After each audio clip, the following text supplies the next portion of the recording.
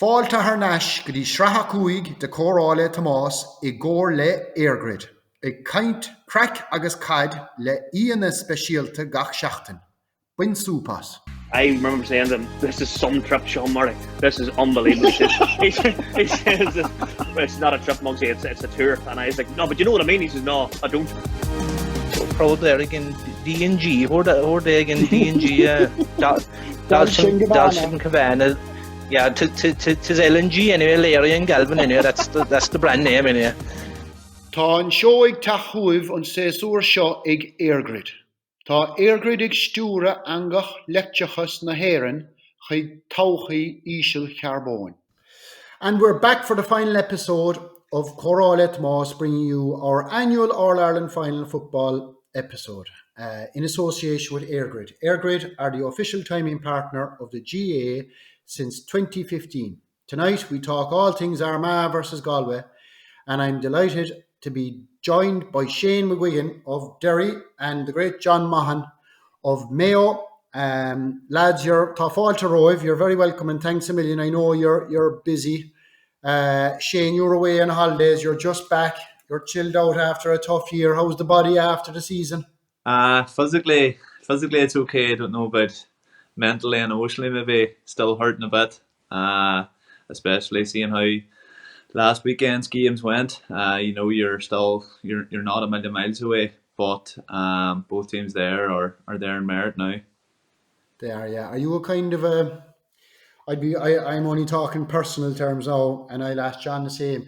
After a defeat of any sort, and freaking last All Ireland finals, all sorts, I would have been the type that, geez, I wouldn't really be myself for three. How are you after, say, a defeat or getting knocked out of the championship? Is it something that you take on the chin and drive on with it and let the club come and everything take its course, or does it stick with you for a while? Definitely. I think it would stick with me for a while now. Play things over in my head a lot, and mommy and daddy would probably joke about it a bit, that I'd be hard enough to live with at times, but even more so after a defeat now, definitely. The trip you've been on, if you look at it, and John and myself are involved in awfully, and we were unlucky to come across you when you were on your way up to Division 1. You've had 4 or 5 brilliant. It's been some journey for you, hasn't it? Aye, look, that is the thing, and it was a recurring theme that we had kept talking about throughout the year. Before we played certain matches, there would always been, it would have been the same time of the year, but you would have got a highlight from 5 or 6 years ago, and it was before, I think it was before the Mayo game, I think, down in Castlebar this year, and it was 5 years ago we had played London in Ballinscreen in Division 4, so it wasn't that far away, so things that got there were definitely put things in perspective and of how far we've come, and they were definitely motivation for, look, we were down there and we were down there in merit, but we never want to get back there. So it did show how far we've come in a short space of time. And with I've seen it firsthand with the 20s that you have, the minors that you have, there's no shortage of talent coming through, so that can only mean good things for you. Definitely, you looked at the likes of Owen McAvoy. He was in that minor team that beat Kerry down in Offaly that day. He came into the senior setup seamlessly, and you look at the likes of now young Lachlan Murray's kicking on, and then we've got a few more lads that we've brought in from the 20s, and there'll be a few more coming in through the minors. We have young Finn McEldowney, our own. He's a Slatton Eelman, who was the minor captain there. He'll be up in the next few years. Young Danny McDermott, Rui Forbes. There's definitely a good conveyor belt coming through. So hopefully in years to come we'll be staying about at the top table. Exciting times. I suppose. Look, I can give it away tonight. Myself and John are going up, and we're taking the Derry job. John, go for it. Well, if you were looking around the country at a team that has enormous potential, you'd have to say Derry are right up there. And Shane, I compliment you and congratulate Derry for what you've done over the last couple of years. In particular, you captured the imagination of everybody, and it was just the flamboyance of the style of football that you played. I mean, in modern football, you look at teams that play an expansive, open style of football, and in the main, I have to say, Derry have always done that. They've tried to move the ball forward at all times, and I have to say it's been a great credit to you, and what you've achieved over the last couple of years has been remarkable. How you ended up down Division 4 is a question that you'd love to know. What in the name of God was a team like Derry doing down there? But the bounce back has been fabulous, and I think you have a bright future. And to see, as you say, as Tomas mentioned, you're underage, as you alluded to, the players you've mentioned there, Shane, I think there's only one way for you. I think with the way the football is going, the championship is going now, there's a lot of teams that have levelled out. I think there's 4, 5, 6 teams now, whereas over the last 10 or 15 years, it was maybe 2, 3, 4, but Derry are certainly in that cohort that you would expect would be competing at the top table for years to come, or certainly in the short term. Thanks, Jeez, it was, yeah. And was there a lot of pressure this year, Shane?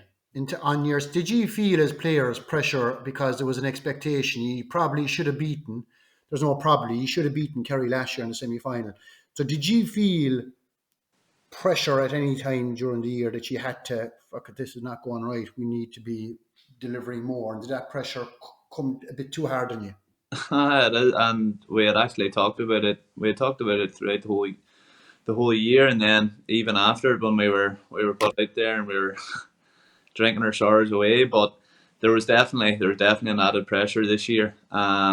Even it started off down in Kerry, that first league game, like, and you seen the amount of Derry fans that travelled down to Kerry that weekend.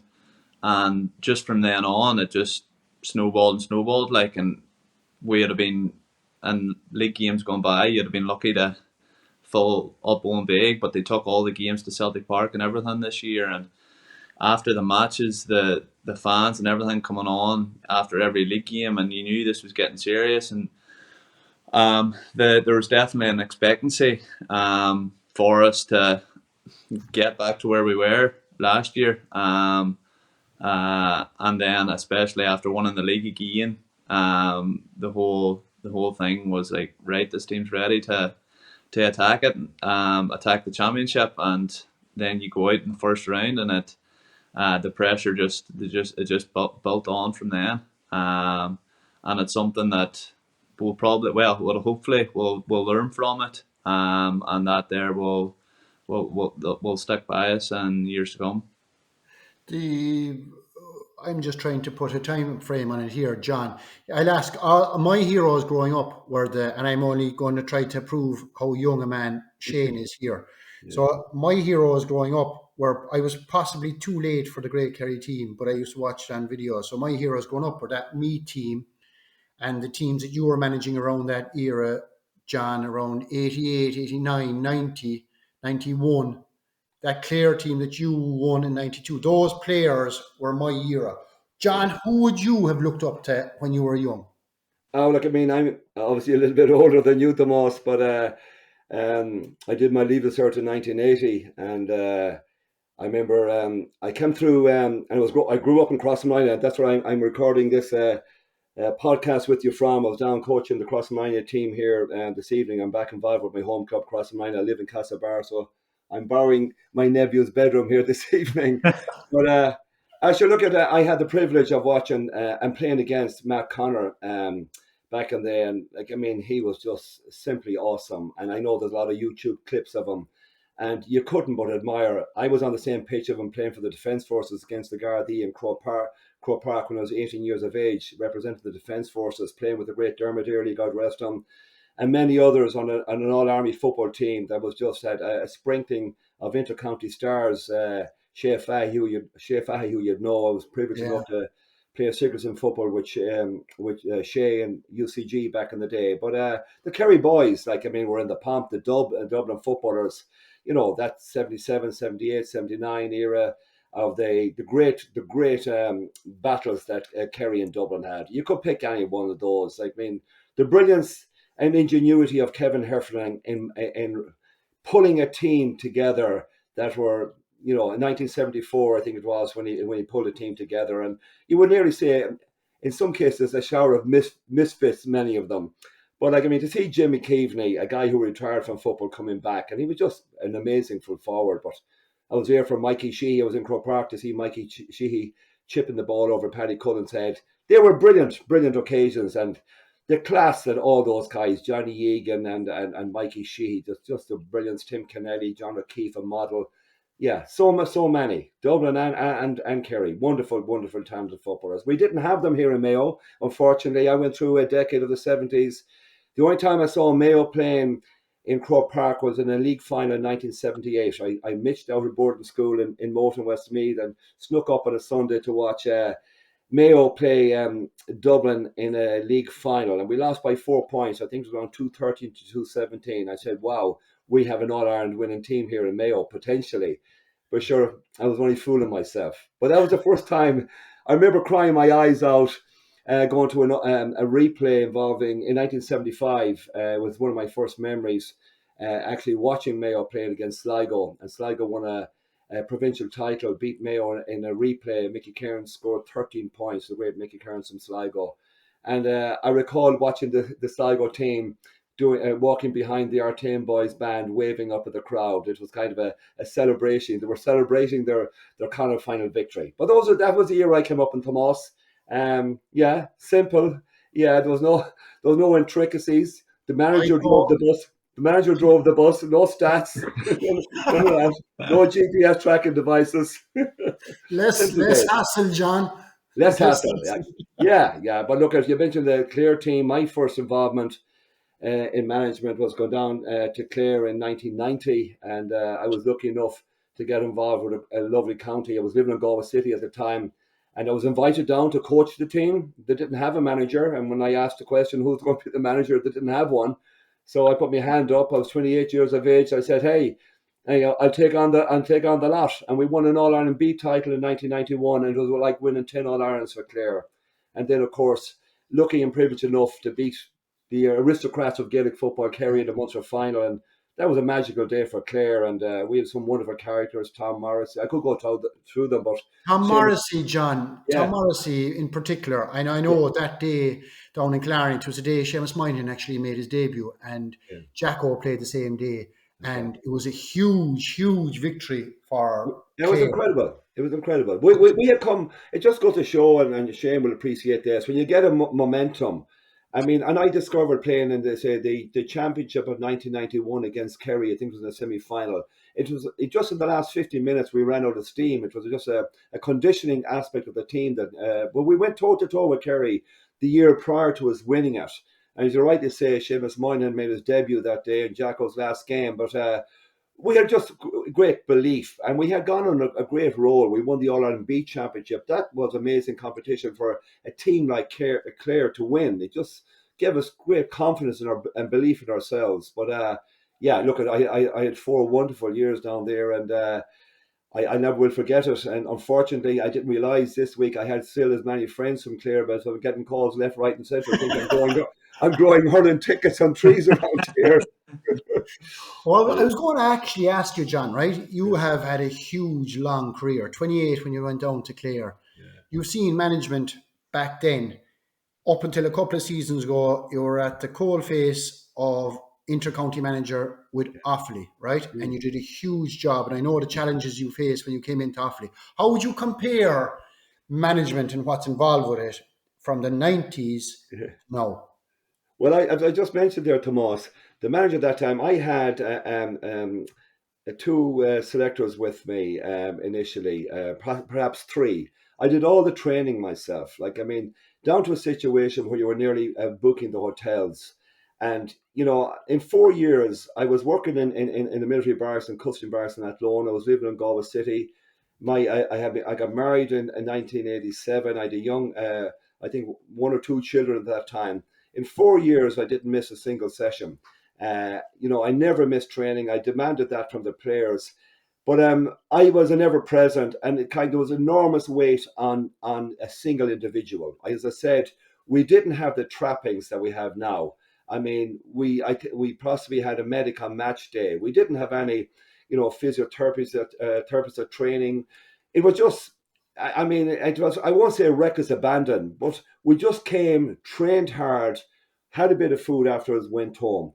There was very, very little video analysis. There was no GPS tracking. There was no strength and conditioning work of any significance. It was a simple time, a fun time. And football didn't have the kind of a strategic element now that we witness, say, maybe the Armagh side, when you look at Star Donaghy and you look at all these basketball moves. There was none of that. It was kind of, we played a sweeper. Noel Roach, who played international rules football, he was a wonderful footballer. And we deployed a sweeper for the 4 years we were down there, because we had this guy with an enormous engine. He was a Mr. Duracell, and he just fitted that role for us, because we didn't want to restrict him in a wing half back or a wing half forward role. We just wanted to let him off. And that was the simplicity of it, Tomas. But now you end up managing, I see, the backroom teams, 23, 24, 25. I remember about 15 years ago, I was doing co-commentary on an All-Ireland final up in Croke Park, and I looked down, I think I counted 14 or 15 around Pillar Caffrey when he was manager at Dublin, and I was astounded. Now it's nearly double that. And every team has that kind of a backroom team. So current inter-county managers end up managing that element of it, not necessarily the players. Like, I mean, of course you have to engage with the players, but you're handing over control to the coaches, to the strength and conditioning guys, to the medical staff. They have an enormous involvement. Sports psychology now is a huge element of it. That wasn't there back in 1990, Tomas. And I think Shane will recognise that as well. Shane, I know you love it. You love playing with Derry. You love playing with your club, first of all, and then Derry. It's a huge honour, and it's absolutely. I know you wouldn't change it for a second. But is it difficult to balance things in terms of the commitment you give, the days off where you're probably doing weights or your recovery sessions or whatever it is? Is it a difficult commitment, and is it hard to balance off stuff in your personal life? Aye, it is. And people would laugh and joke about it, like, and they would say it, but it is 24/7, like, from the month of, well, whenever you start. The last few years, our club have been going all right in either the football or hurling, so we've been coming into the setup a wee bit later. But when you're in the thick of it, like, it is every day of the week. And the way, I do think the split season is definitely the way forward, like, but it is so jammed at the minute, and especially with competition starting in January time, it's week on week, like, and you don't have a lot of time for a bit of downtime. If you're winning, you might get out after the game or something like that, like, but when you're in the thick of it, like, them early competitions, and then you're straight into the league, and then you have a couple of weeks into the championship starts again, like, so it is hectic, like, and if you pick up an injury in either of them competitions, you're basically going to be writing yourself off for the next 5 or 6 weeks. So you need to be keeping on top of the S&C and nutrition. I know you hear all this stuff before, like, but it is non-stop, like. Yeah, I think it's extremely hard, and people don't realise we're still comparing to days gone by. I was talking to Darrow Canada lately, and we were discussing the balance that was there in our day. We didn't take the league serious, but it's a McKenna Cup from the start above, Shane, and that you have to hit the ground running there. And the McKenna Cup is huge above in Ulster, absolutely huge. There'll be huge crowds there. So from the get-go, that pressure is there for the full season, whereas you know it as well, John. Sure, when the National League back in our day wasn't really important. Like, Jack O'Connor was the first manager that came in and said, right, we're taking the league serious, and those fellas looking around the dressing room, because you used the league to get fit, and nobody was fit at the start of the league. So you wintered well from September, if you were lucky enough to get there, until December. You did whatever you wanted, with whoever you wanted, how you wanted, and then come January, you struggled to get fit until March, and by the end of March you should be coming right, and that was the way. But it's like you said, Shane, between club, and your club is going well in football and hurling, and then you have the McKenna Cup, you've got the National League, you've got the All-Ireland Series, and you've got the last quarterfinal semi. It's Jesus, John, it's too much inside in one, isn't it? It is. It dominates your life, and Shane has alluded to that. And it's a lifestyle choice that not everybody is going to put their hand up and get involved in. And I know there's a lot of young lads down in here in Mayo that mightn't necessarily decide that's a lifestyle choice for them, because it is going to dominate your life. There's no question about it. And the sacrifices you make are enormous. Now, and you've got to decide, well, do you want to buy into that kind of a scenario for 5, 6, 7 years? So you alluded to, Tomas, back in the day, I remember going out with a Mayo team and playing on a Sunday, maybe up north. It might be a Monday evening before you get home. And but that was the reality. But at least we had an element of fun. I often question, do modern intercounty footballers, and I just after being over on the pitch there, which is only a couple of hundred metres away from here in Crossmine, with Jordan Flynn and Conor Loftus, they're straight back into it with the club now. Two wonderful lads. And I'm just looking at them. They're incredible in shape. Like, I mean, the physique of both of them, they're just masters. So you stand back and they're models to look at them. But at times I wonder, like, I mean, is there any element of fun? Is there any opportunity to have a bit of crack and enjoy yourself? It doesn't come until I think competitions are over, and Shane might agree or disagree. But throughout the season, there's no opportunity. You can't even go to a social event, a wedding, a communion. You know what I mean? You're constantly under pressure. Am I right, Shane? I don't know. It is. You're 100% right. But then and then on the flip side of it too, I'd be very friendly with Enel Muldoon. I'm sure you came up against him a good few times. Yeah. Great. And I'd have great time for him and great crack, and actually I was more so this year that I'd sat down beside him in the bus, and we'd have been telling different stories, but I would just loved hearing all the different stories that he had. But he would have said now too that he would love to have the opportunity that I have at the minute in terms of the strength and conditioning, in terms of the tradition or the nutrition and things like that. Like, so there's a flip side to everything. Like, but I do think there definitely does need to be a bit of a balance between how seriously you take it. Like, I come into the game, lads, and it's look, I don't know, would anybody up to a few weeks ago, the three names that were constantly being bellowed out at the start of the season and throughout the season was Dublin, Kerry and Derry. They were the three names, and they were always getting a mention of Mayo, maybe Galway. I have unbelievable time for the Galway team. I just think, and don't get me wrong, Armagh. Start with the managers, lads. You've McGuinney and you've Joyce. How important, Shane, is their role in the next 2 weeks in terms of the build up to the games itself? Because they've been there themselves as players, they haven't won it as managers, but in terms of the amount of work that has to be put in, analysis, everything, their role in the next 2 weeks is key, isn't it? Aye, and I was actually just chatting to my brother about it there too.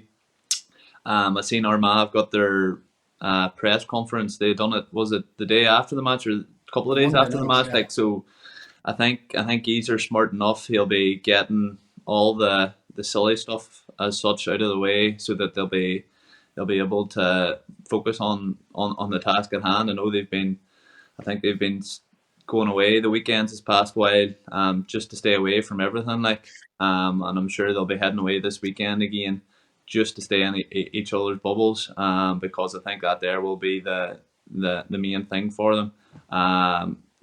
We in the last couple of years have got caught up, in our own county, maybe bought into a lot of the hype ourselves, like, and I know this is Armagh's first final since 2003, is it? Yeah, you're right. So you can just imagine the hysteria about Armagh at the minute. I've seen different videos and whatnot. But I'm sure Geezer's shrewd enough to keep the players well grounded. I don't think they'll probably learn too much, but they don't already know about Galway. Their last 3 games have been a point or a draw nearly in every one of them. Like, so, I think if there's two teams that have came across each other this past while, that know each other inside out, it's probably Armagh and Galway. They'll probably not focus so much on the opposition. I think that'll be all down to they'll be focusing on themselves. If you've come across, like, you've come across both these teams numerous times in the last few years, whether it be Ulster Championship, whether it be League, whether it be Championship even. Yeah. Who would you rather face? That's a hard one. I'd maybe say that's a hard one. I'd probably age it to I'd maybe rather play Armagh a wee bit more. Armagh are definitely more physical than Galway.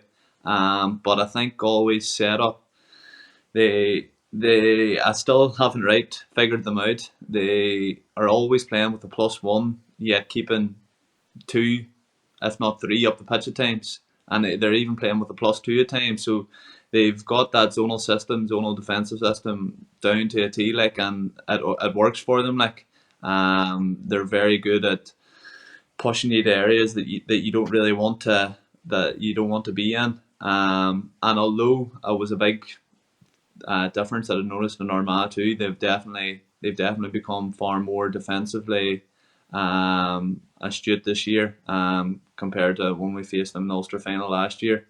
But I would probably just age it. I think Galway are that bit more defensively well set up.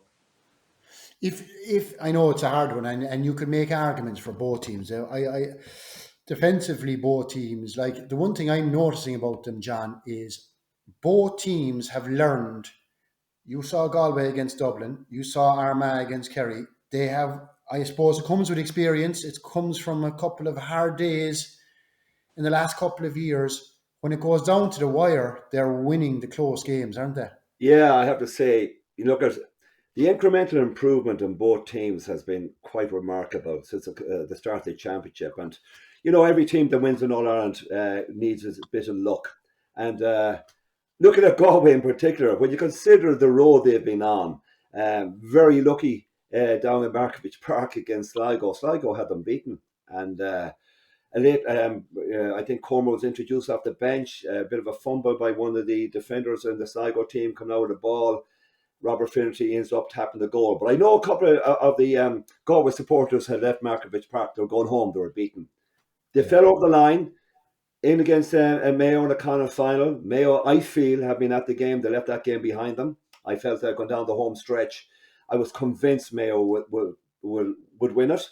Galway persevered. Their subs off the bench made a big difference here. Johnny Maher began to rumble and roll. He's been quite incredible. Yeah. Huge. Kenny McDay coming back. Cormac getting game time. Sean Kelly, unfortunately, getting injured. But, I mean, they have just grown.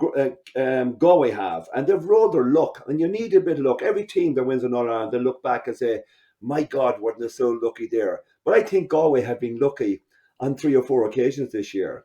Even the last day, you could say that game against Donegal could have gone either way. The shot selection maybe of Donegal going down the home stretch, a little bit of inexperience, where now you look at Galway and I feel that they have that little bit more guile and experience. And remember, they're winning these games without their big 3 iconic players, i.e., you know, Sean Kelly out injured, huge loss over the last 5 years.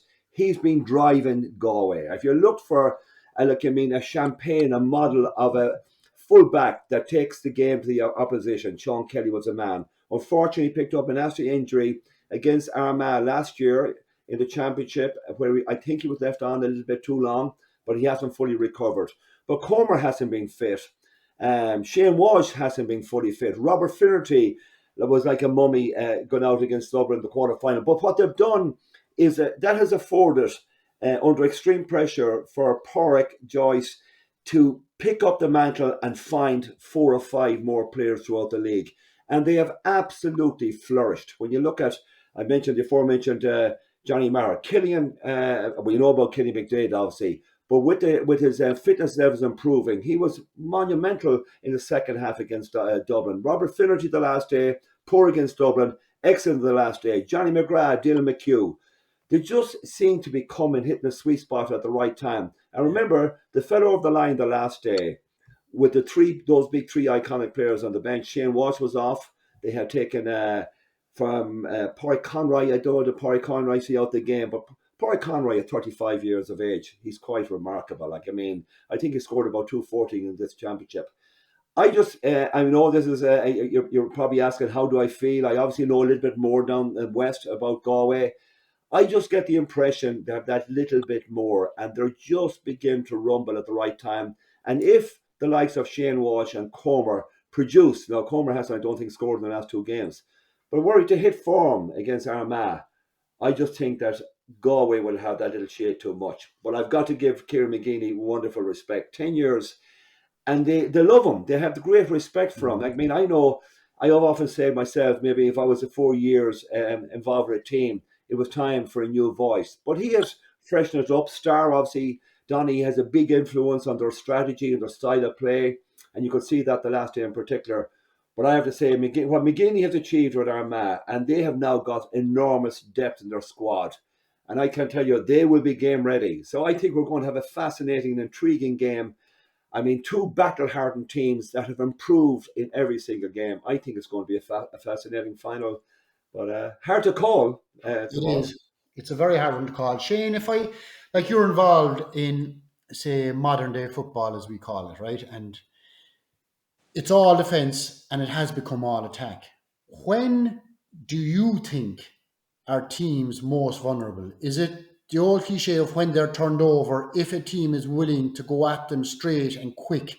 Is that still the best way to get your scores, or would you place more of an emphasis maybe on kickouts or getting possession?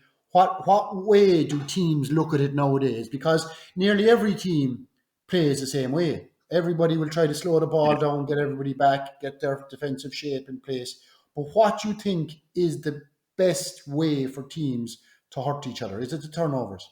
I think I would be silly not to mention the kickouts for us, especially this year. You've seen how both Donegal and Armagh really exposed us on our high press, and I don't think you'll see that probably in the final with the way that Galway and Armagh, especially Armagh, they would concede a lot of their kickouts. But in their group game with Galway, one of the times that they pressed Conor Gleeson, they got their goal, and that's how they got back into that game.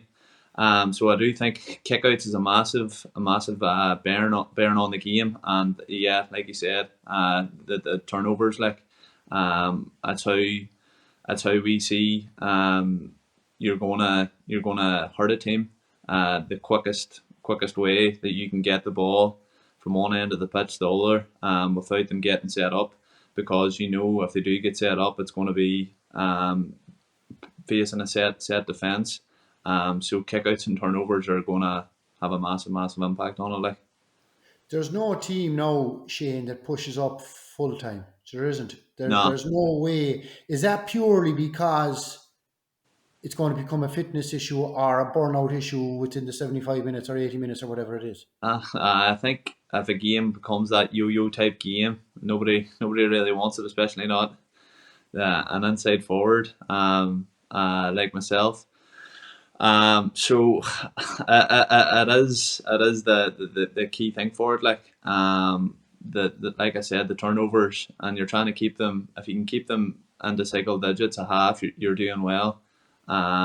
Because, and especially, there'll be so much energy exerted elsewhere. You don't want to be chasing the tails of defenders running up the pitch after them.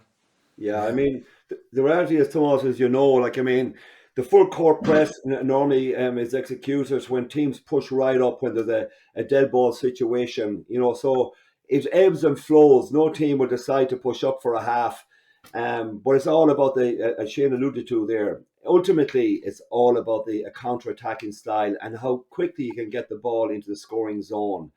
I mean, and that's ultimately what it's all about. But teams now will be so conscious. You take the Galway team going into Donegal. I felt if Galway could manage to put the clappers on Peadar Mogan, who was in the running to be Player of the Year up to the semi-final, he was just incredible. I think he about 17 points scored from play from half back. He was a machine. Now, he still had a fabulous game in the semi-final, but in fairness, Galway managed to put the stoppers on him. and they put the stoppers on McHugh. So they countered Donegal's counter-attacking team, and Kenny McDade, who's the go-to guy, he can firefight on any player at the moment. He's a fabulous athlete, very, very strong. But the likes of Kenny McDade, similarly with Rian O'Neill, you can play him anywhere. Kenny McDade can play anywhere on this Galway team. And he went back and got out in the second half and nullified him. And it's a question when it comes to the final, Tomas. I think, and Shane has alluded to what, and I'm sure he doesn't want to keep game plans away. But as you rightly say, the game is coming quite predictable now when you execute the full court press, and goalkeepers are hugely important. And Gleeson, in fairness to him, Shane mentioned that when Armagh pressed them in down in Markovich Park, I think Galway were cruising that game. They're 4 or 5 points up. At that stage, you've got to chase the game. If you're 4 or 5 points down, you've got to press the opposition. They did, because they were forced into it. 5 points down, they're going to have any chance of winning the game. Forced Gleeson into a mistake, which he's been reminded about up until he's had a fantastic couple of games since. But that's what it's all about. Ultimately, it's about getting the ball into the scoring zone as quickly as they possibly can, to the likes of the Shane McGuigans to flourish and do what they do best. And it's when you look at it, right, the way the game is being played, right, these two teams at the start, I think we all agreed maybe that they weren't the teams that people were talking about that get to the final. But everybody agrees that they're the two that deserve to be there, because as the season has gone on, they have really, really flourished. Their defences on both sides have been absolutely huge. Their midfield on both sides have been absolutely huge. McDade, I think, is close enough to Player of the Year. If I had to put it with you, and it'll always come down to it, I don't care what anybody says, it'll come down to who scores the most. Who do you think has the forward line to crack an All-Ireland final?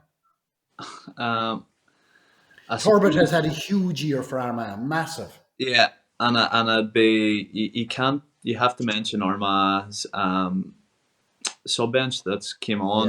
Yeah. I think that there is something that will give them a lot of belief going into the final, because like John has said, Galway without Sean Kelly, Damien Comer and Shane Walsh haven't been fit to see out a full 70 minutes yet. So they're going to be relying on their bench. But Armagh's bench, Soupy's coming on, Jarley's coming on, Ó'Sé and O'Neill. These boys were outstanding. They really have been. Was outstanding. They have been the one that have been winning the game for Armagh come the last 10-15 minutes of the game. Suppose the last game went to extra time, so you cannot underestimate the impact that the sub benches will play in the final. Okay, lads, John, if I put you on the spot, call it and give me the reason why. I think that Galway, I think their name is on it. I think that little bit of luck that I alluded to earlier on, I think it's with them. I just feel that if Comer, I think Comer has got more game time. Obviously, he's got more game time into his legs. His fitness levels are improving. Unfortunately, the gap of 2 weeks between games is not sufficient maybe to get one big solid weeks of work into him. That's an issue. But I just think his confidence, even though he hasn't scored the last couple of games, he's still an enormous threat. Robert Fearnley flourished the last day. He didn't have his knee bandaged up as deep as he had in the quarter-final. He was poor in that game against Dublin. But the last day I felt he had the beating of his man. He clipped over a couple of points, good free taker. Kenny McDade, Pádraig Conroy from midfield is always capable of a few points. Shane Walsh is capable of extraordinary scores if he hits form. But I just think the Galway defence are teak tough.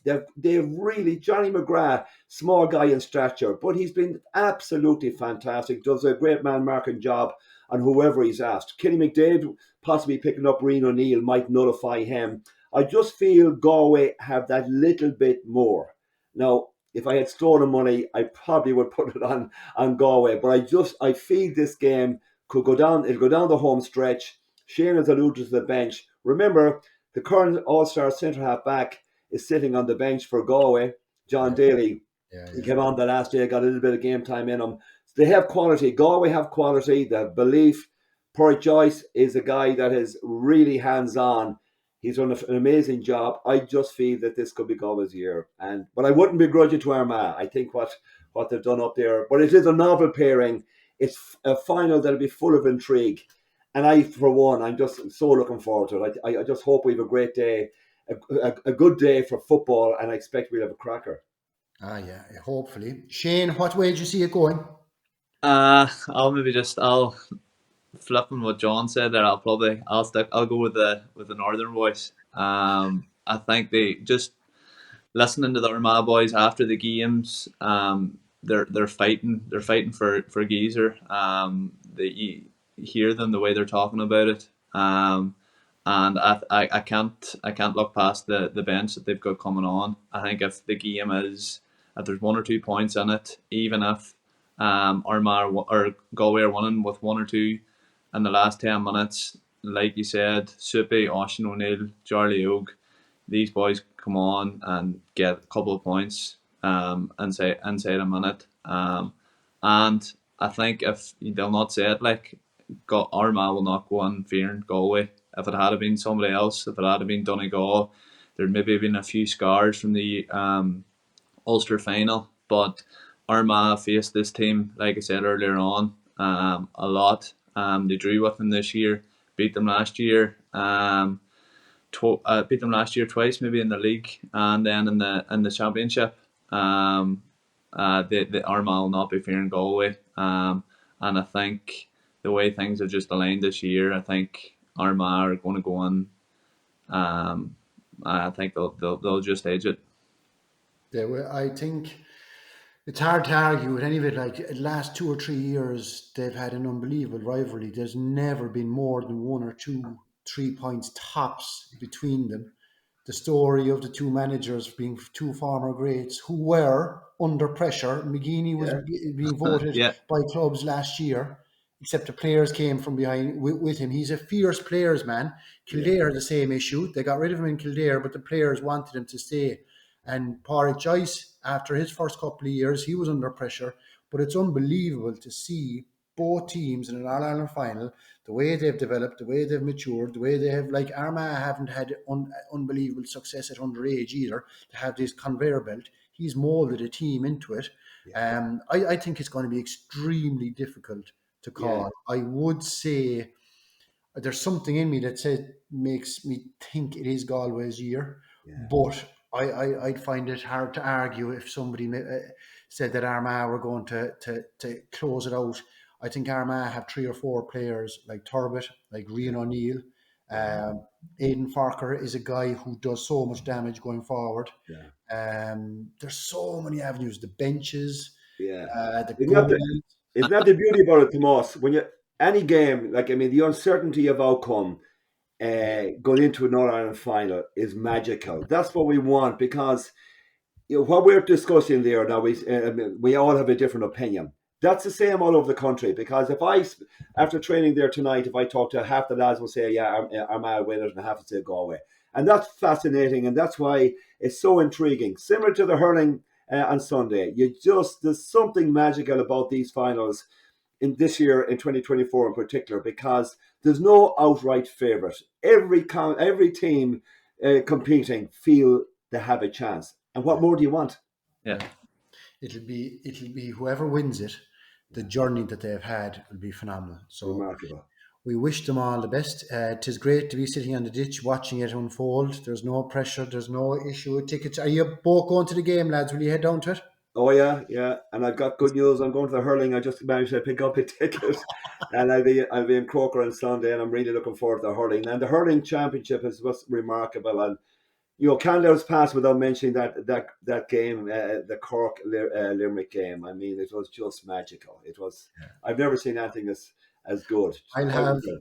My daughter will be up on Hill 16 with a Cork jersey, so I'm going to go to Mass the morning of it and ask for forgiveness at home. With the hurling, it's all okay. I hear you.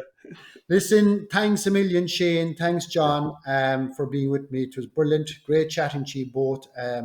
Obviously, I'm huge admirers of you both as people, and sports persons as well. So Garmila Mahagivsha, thanks to EIRGRID. Without them, this season would not be possible. This is our last episode.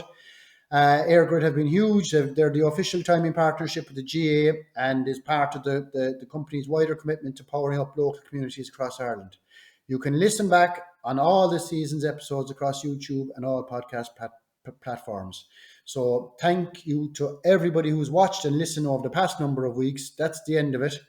Six episodes. This is a 7th one, lads. So Garamila Mahagivsha for closing it out. And here's to a brilliant All-Ireland weekend, no doubt. And all the best to you next year in whatever endeavours with club and county. Garamila Mahagiv, lads, okay? Míle buíochas d'EIRGRID, or a hór an show. Is EIRGRID co-40 ifigúil on Cumann Lúclas Gael i le Chiamad Ama.